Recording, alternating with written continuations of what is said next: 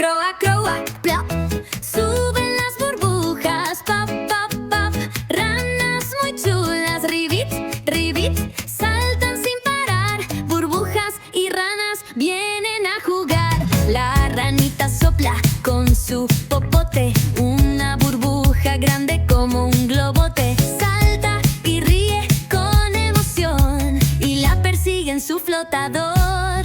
Una burbuja sube al cielo, la sigue la rana con su pañuelo.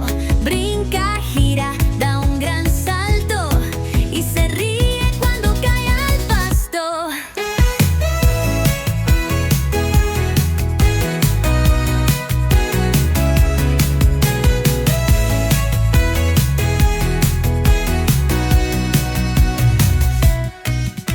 Las ranitas hacen competencia. ¿Quién sopla más? Toda la audiencia. Burbujas vuelan por el lugar y todos empiezan a saltar. Una burbuja tiene forma de flor, otra se parece a un tambor. Ranas las miran con alegría, es su burbujante fantasía. La rana mamá también sopló, una burbuja gigante formó. Los pequeños brincan sin parar, la quieren tocar y hacerla estallar. Ya se esconde el solecito, pero las burbujas van despacito. Las ranitas dicen adiós, ya está. Mañana volverán a saltar.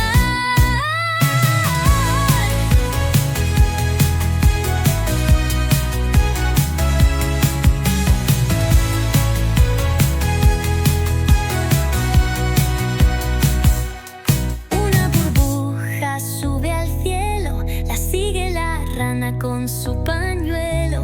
Brinca, gira, da un gran salto y se ríe cuando cae al pasto. Una burbuja sube al cielo, la sigue la rana con su pañuelo.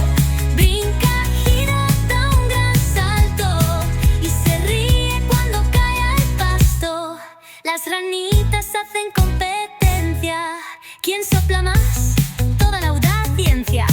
Burbujas vuelan por el lugar y todos empiezan a saltar, a saltar.